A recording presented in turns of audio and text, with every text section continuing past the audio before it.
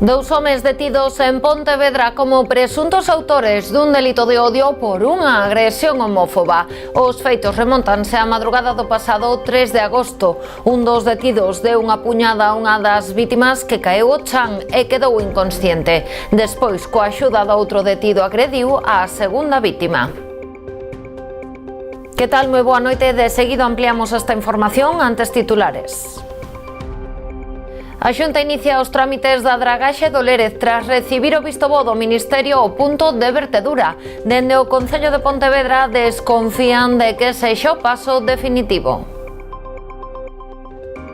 A Deputación da Coruña destinará máis de 200.000 euros á renovación integral da rúa Cristóbal Colón en Ribeira. Así o comprometeu o vicepresidente provincial nunha xuntanza co alcalde.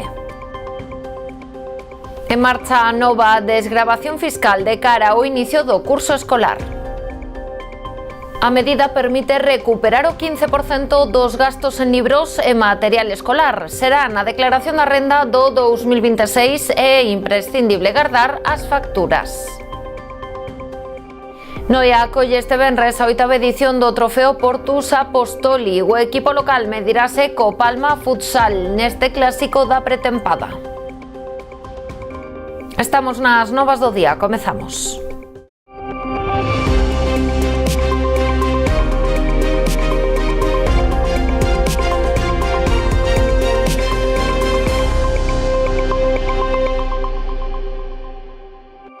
Detidos os presuntos autores da agresión homófoba rexistrada en Pontevedra na madrugada do 3 de agosto.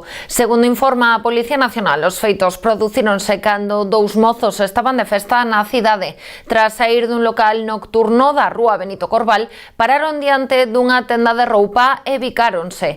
No momento pasaba un grupo de 4 persoas, entre elas os dous agresores. Ao velos comezaron a insultalos, provocando un altercado que rematou coa agresión a parella. Un dos detidos deulle unha puñada a un dos mozos, que caeu ao chan inconsciente polo golpe. Posteriormente agrediu a segunda vítima axudado polo outro detido. Varias testemuñas dos feitos alertaron a Policía Nacional e a ambulancia, que trasladou os feridos ao Hospital Quirón e ao Montecelo. Os agresores conseguiron fuxir, pero foron identificados e localizados polo grupo encargado da investigación. Finalmente procedeuse a súa detención por delito de odio e agresión e a posta a disposición do xulgado de instrución de garda de Pontevedra. Recordemos que o pasado 11 de agosto a Praza do Concello acolleu unha concentración en sinal de repulsa por esta agresión homófoba. O Concello de Sanxenxo mantivo xeiza da bandeira amarela nas praias de Espiñeiro, Nosa Señora da Lanzada, Foxos, Bascoas, Montalvo e Canelas, debido á alerta polo estado do mar. A forte ondada levou a tomar esta medida de precaución. Xa na xornada de onte a bandeira amarela estivera izada durante a primeira metade do día, pero o empeoramento da situación levou o Concello a elevar a alerta a vermella. Onte tamén se pecharon as escaleiras que hai detrás da ermida da Lanzada por precaución, pero na xornada de hoxe xa volveron a estar operativas. Os pais do Colexio Ana María Dieguez de Asados decidiron comezar o curso con alumnos cero. Así o acordou a AMPA nunha asemblea celebrada a pasada tarde como medida de protesta ante a falla de profesores e especialistas pro curso que está a piques de comezar. Tras este acordo inicial enviaran unha enquisa ao resto dos pais para coñecer a súa postura. Se a maioría decide secundar a protesta, os nenos non acudirán ao centro o próximo 8 de setembro, data de inicio de curso. A intención é prolongar a protesta durante as xornadas seguintes ata que a Consellería de Educación atenda as súas peticións para contar con un PT e unha L a tempo completo, así como un docente para desdobrar a aula de quinto de primaria. A AMPA sufragará monitores para atender os nenos daquelas familias que precisen dun servizo de conciliación. E a Consellería de Educación estuda modificar os horarios dos colexios Rubiáns e A Lomba en Vilagarcía para adaptalos ás necesidades do transporte combinado. Segundo o xefe territorial en Pontevedra, estes cambios dependen agora do Departamento de Mobilidade. A demanda nace da comunidade educativa do centro de Rubiáns, que reclama un horario que facilite a conciliación familiar como noutros colexios. Que pasa? Que é un transporte combinado, e ao ser combinado con varias líneas afecta a varios centros. O centro máis afectado, por decirlo de alguma maneira, no sentido de que teria que cambiar tamén o horario, é o Colexio da Lomba. Entón estamos esperando para ver se se adapta ese horario, cambia ese horario, se adianta ou se retrasa en función deses horarios para que lle poda dar tempo á empresa, e a empresa nos dice que ten que modificarse o horario de entrada por parte da Lomba. E entonces, unha vez que se incorporen a hora, hasta o día 8 ainda temos tempo, relativamente tempo, para que se podemos efectivamente facer esa modificación horario, por a nosa parte non hai problema ningún, pero ten que ser consensuado co outro colexio, co CEID da Lomba.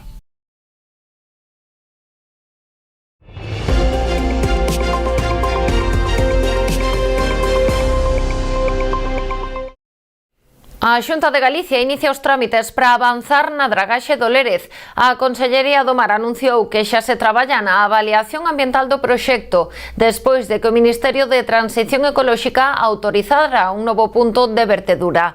Esta localización sitúase a 1,8 kilómetros da que clausurara en abril de 2021 no exterior da illa de Sálvora. Ademais, no seu informe, a Subdirección Xeral de Biodiversidade validou 3 zonas de vertedura posibles e recoñece que o punto orixinal non suporía unha afección negativa. Dende a Xunta de Galicia manifestaron o seu profundo malestar, xa que o que consideran unha parálise ministerial afectou a 16 obras de dragaxe no litoral sur galego. Falan dunha agarda de 4 anos que consideran injustificada. Tras recibir luz verde de Transición Ecolóxica, Portos de Galicia xa puxo en marcha o procedemento administrativo que permitirá retomar a obra. Contémplase a redacción do estudo de impacto ambiental, o período de información pública e a solicitude de informes oficiais ás distintas administracións implicadas. Despois procederase á redacción definitiva do proxecto de obra e a súa licitación. Que haxa sorte foi a reacción do Concello de Pontevedra despois de coñecer a decisión do Ministerio de dar luz verde ao proxecto de dragaxe do Lérez.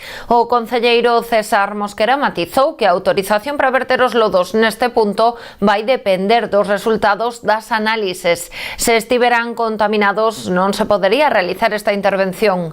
Mosquera recordou que as analíticas feitas no ano 2006 detectaran a presenza de mercurio, chumbo e outros metais pesados. Vamos a ver que sale. Se resulta que sae, igual volvemos outra vez ao inicio. Por eso digo que haxa sorte. De feito, os últimos dragaxes que están facendo, que se fixeron a Ría do Burgo, pois fixos en terra. O tratamento dos lodos fixos en terra. O sea, estamos co problema de fondo dos cartos. A estimación é que facer a dragaxe, digamos, vertendo no mar, repito, que haxa sorte, pode costar pois 6-8 millóns de euros, e tratalos en terra pasa de 30. De 30. Ese é toda a cuestión, todo o problema de fondo, e seguimos dando voltas desde hai polo menos 20 anos. O Concello de Pontevedra mantivo esta mañá unha reunión coa Dirección Xeral de Costas, un encontro no que lle remitiu o proxecto de renaturalización da parcela da Avenida de Marín, condición posta polo Estado para levar adiante as obras do vial de Mollabao. Mosquera subliñou que o proxecto abarca un total de 16.450 metros cadrados e está valorado en preto d'1.057.000 euros. Proxecto de renaturalización, con vegetación, incluso se, vamos, as sendas pretenden, digamos, delimitar o que era, digamos, hasta onde chegaba o mar. E, bueno, pois vaise mandar para cumprir ir avanzando e cumplir coas condicións, non vaya a ser que logremos sacar a licitación, non? Que está en contratación, o vial e demais, é que vayamos a empezar a obra non teñamos isto, porque entonces engancharíamos, e ir sacando. Así as cousas, non se comezará a súa execución ata que non se remate o vial de Mollabao para evitar interferencias nas obras. Este proxecto de rexeneración terá que recibir o visto bo da Dirección Xeral de Costas. Mosquera tamén explicou que o goberno local ten a intención de recoller a oferta de Costas para desafectar a parte situada por riba da vía do tren, correspondente á antiga concesión de Malvar e outras parcelas. Esta superficie, que se estiman aproximadamente 2 hectáreas, pasaría ao Concello para realizar actuacións alí. O edil destacou a posibilidade de que esta zona se dedique a estacionamento, substituindo o aparcadoiro actual da parcela, que será renaturalizada. Costas mostrouse disposta a colaborar, estimando un prazo de entre 6 e 8 meses para este proceso. En canto ao proxecto de rexeneración da praia de Ponte Sampaio, que tamén se abordou na reunión, Costas solicitou ao Concello que faga achegas ao proxecto presentado, unha intervención que Mosquera cualificou como natural e simple, que se centra en ampliar a praia, recuperar unha duna, crear sendas pionís e manter o aparcadoiro. A súa valoración económica sitúase ao redor dos 900.000 euros. A idea de Costas é executar esta obra entre o verán de 2026 e o verán de 2027. A Deputación da Coruña destinará máis de 200.000 euros para a renovación integral da rúa Cristóbal Colón en Ribeira. O vicepresidente do organismo provincial comprometeuse a axilizar a tramitación do convenio co Concello para que poida ser aprobado polo Pleno da Corporación Provincial nos próximos meses. O vicepresidente da Deputación da Coruña desprazouse esta mañá ata o Concello de Ribeira, onde mantivo unha xuntanza de traballo co alcalde e outros membros do Executivo. Un dos principais asuntos tratados foi a axilización do convenio para a mellora da accesibilidade na rúa Cristóbal Colón, que a Corporación Provincial aprobará nos próximos meses. Supera un investimento de case 300.000 euros entre as dúas administracións para a renovación integral desta vía, que presenta un avanzado estado de deterioro. Da rúa Cristóbal Colón, que, bueno, agora mesmo estamos nunha fase de mellora da solicitude, que creo que xa está solucionado ou en vías de solucionarse por parte do Concello a un requerimento que fixo a Deputación. Si a través desa contestación queda a documentación lista, pois nós o que faremos é intentar leválo xa ao pleno de setembro, e senón como moi pronto ao pleno de outubro, como moi tarde, quero dizer. Outra das demandas que lle transmitiron os responsables do goberno local foi a necesidade de contar cun segundo tractor para facilitar os labores de roza e limpeza de maleza. Quero destacar que cando chegamos ao goberno no ano 2023, Ribeira carecía de tractores que puderan rozar as súas cunetas. Nese momento, no ano 2023, había 0. En este momento, grazas ao traballo que fixemos dentro do goberno municipal, conseguimos comprar un o ano pasado, que está facendo moi bo traballo, pero necesitamos mellorar esa atención que lles prestamos ás parroquias, como nos comprometemos no seu día ante toda a poboación. Por tanto, o compromiso desa mellora das rozas, pois tamén se fai patente con este traballo conxunto entre Concello de Ribeira e Deputación da Coruña, e agardamos que pois a principios do ano que ven poidamos ter ese segundo tractor no noso concello para mellorar a calidade e a atención que lle prestamos ás parroquias. Durante a xuntanza abordaron tamén as necesidades que presentan outros treitos da rede provincial de estradas o seu paso polo termo municipal.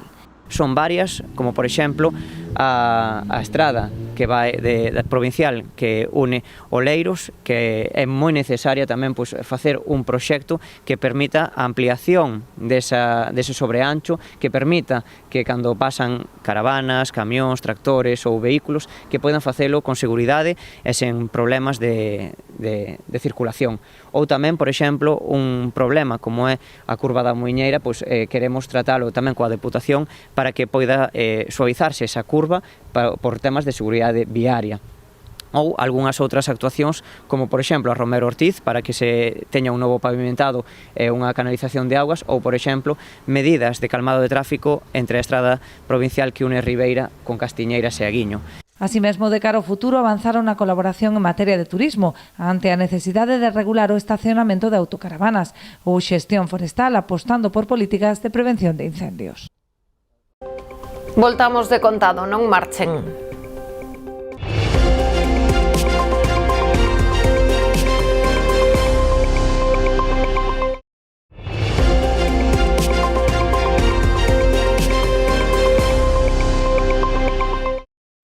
Está en marcha a nova desgravación fiscal que permite ás familias galegas recuperar o 15% dos gastos en libros e material escolar.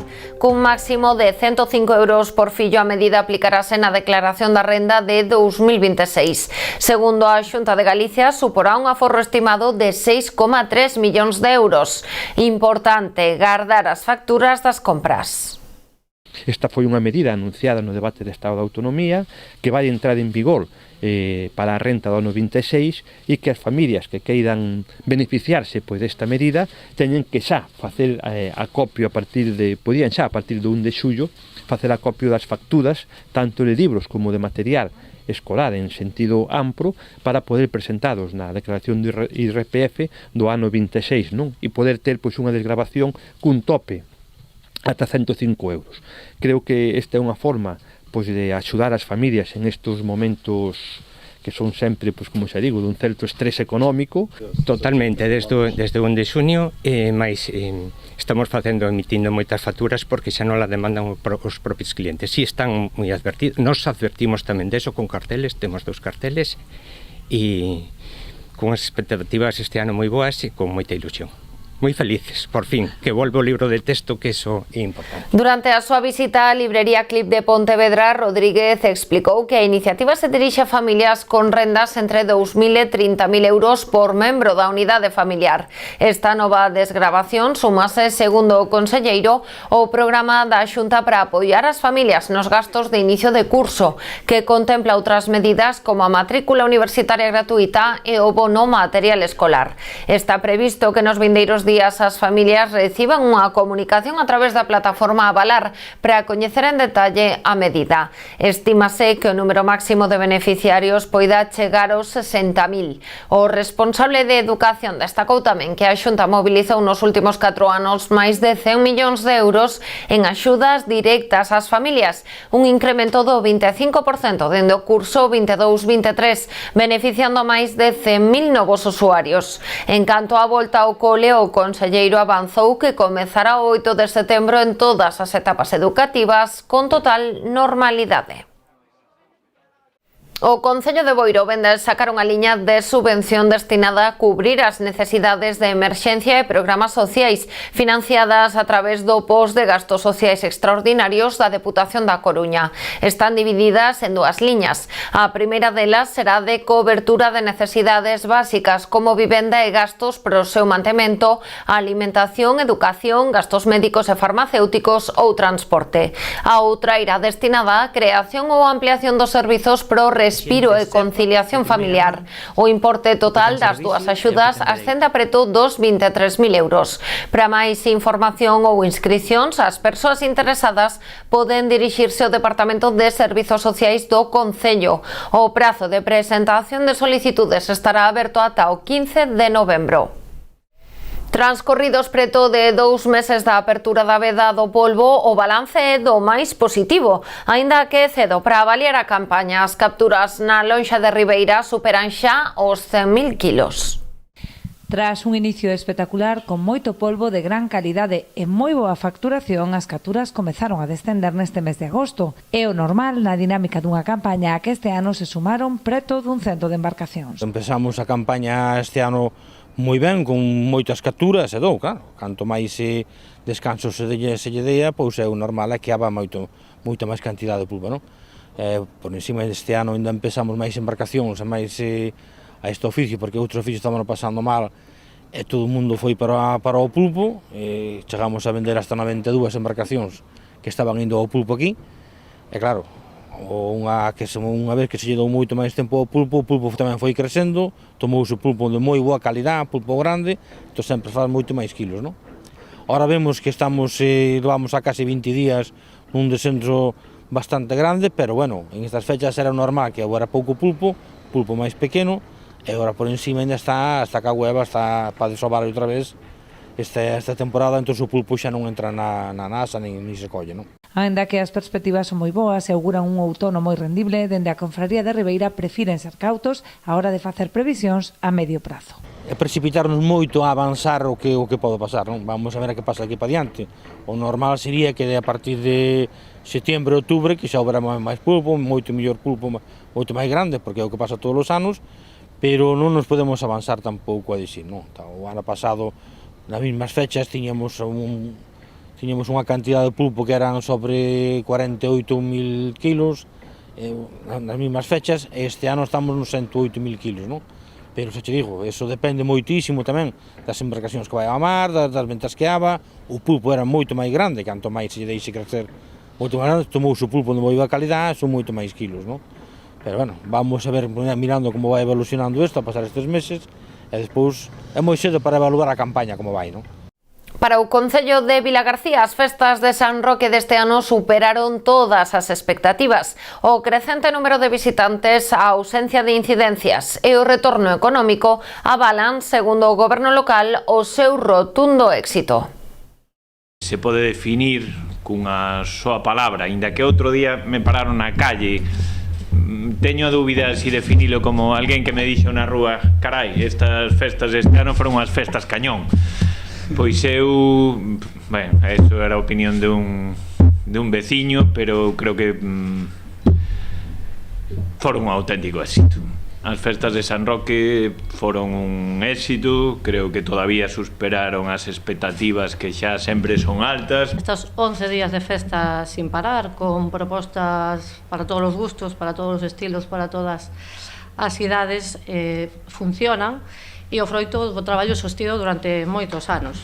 Foi unha fórmula pois cada ano perfeccionada, levado un pouquiño a pulindo algunha cousiña que ves ano a ano que se pode mellorar, e despois de 10 anos pois completamente consolidada, funcionando cada día a perfección. Son as festas abertas, inclusivas, familiares. Polo tanto, aos agoreiros que lles gustaría que Vilagarcía non funcionase, pese a ser veciños da nosa cidade, só lles podemos decir que empecen a falar ben da súa cidade, porque igual que o fan todos os visitantes que chegan aquí e queren repetir, Vilagarcía é unha cidade familiar, ten unhas festas para todos os públicos e distintas as de moitos sitios. O Goberno vilagarcián destaca como claves a previsión no deseño do programa, a planificación da súa execución e a implicación dos servizos municipais. A nivel cuantitativo, Varela destacou que nos 11 días de festa, Vilagarcía recibiu 330.000 visitantes, cunha media diaria próxima aos 30.000, unha cifra que supón un 28% máis que en 2024, segundo os datos de xeolocalización móvil proporcionados polas compañías de telefonía. Dende Rabella apuntan, ademais, que os festexos medraron a nivel cualitativo, cun desenvolvemento que consideran permitiu desfrutar cómodamente e con seguridade dos actos para todo tipo de públicos. Pro Concello, estas festas de San Roque demostran, ademais, a capacidade de Vilagarcía para acoller grandes eventos e manter o funcionamento normal da vila.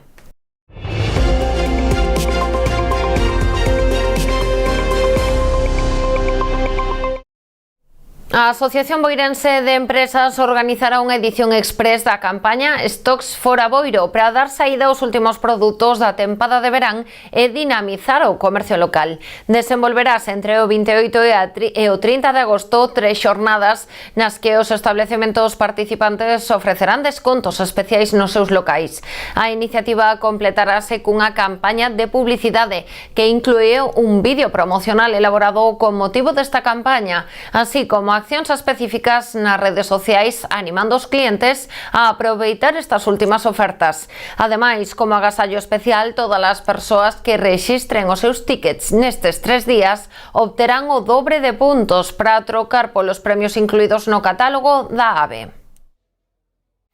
Ribeira acollerá entre o 6 e o 7 de setembro unha nova edición do Festival E Tal e Cual, que ten por obxectivo promover o talento musical das bandas locais.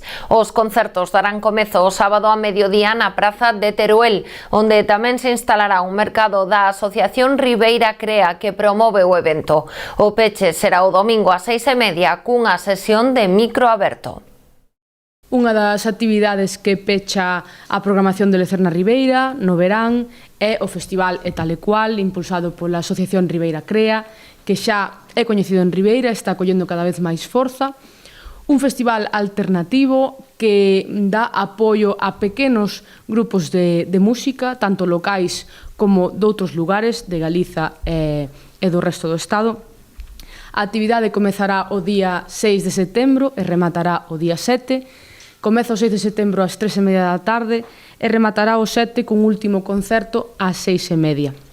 Todo terá lugar na Praza de Teruel, onde haberá tamén mercadiño e puntos de venda da propia asociación para buscar novas socias, socios e colaboración.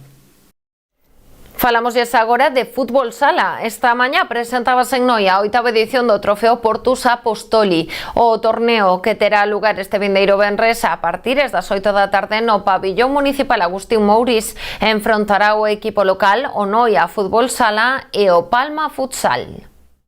As instalacións do Casino Nollés acollían esta mañá o acto de presentación oficial da 8ª edición do Trofeo Portus Apostoli. A cita, xa todo un clásico de pretemporada, traerá a vila de novo un encontro do máximo nivel do fútbol sala, o enfrontar o equipo local, o Noia Fútbol Sala e o Palma Futsal. A cita será ás 8 da tarde no pabillón Agustín Mouriz. Dende aquí convido a todos a disfrutar dun partido de altísimo nivel, dende que enfrentará o noso equipo e o flamante tricampeón nas últimas 3 temporadas da Copa de Europa, da Champions Futsal, o Palma Futsal, e non só campeón da Copa de Europa, que senón nos últimos 2 anos tamén ven sendo campeón da Intercontinental. Entón estamos falando dun clube que agora mesmo é o clube máis importante do mundo en éxitos deportivos, non? Creo que aparte de este partido para nosotros es muy especial porque Noia y Palma siempre han tenido una unión que va más allá del deporte, del fútbol, y tenemos una amistad excelente ya desde hace muchísimos años.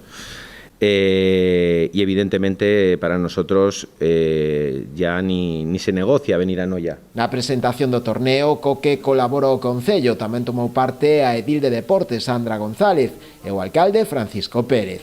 Este último destacou a importancia do encontro, que reunirá a 2 equipos do máximo nivel do fútbol sala a nivel nacional. Esperemos que o torneo sea un éxito como nas anteriores edicións. Estaremos ali presentes, participando e acompañando tanto ao Futsal Palma como Noia Portus Apostoli, e invitamos a todos a que participen tamén deste evento deportivo de primeira índole, non?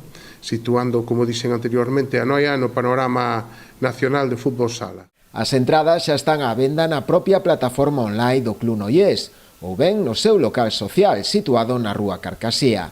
De non cubrirse as expectativas previstas e haber entradas dispoñibles, o mesmo día do encontro poñeránse á venda nas propias portas de acceso ao pabillón. Ata aquí chegou o noso repaso da actualidade que nos deixou este mércores. Voltamos mañá con máis información a partir das 9:30 da noite. Sexan felices.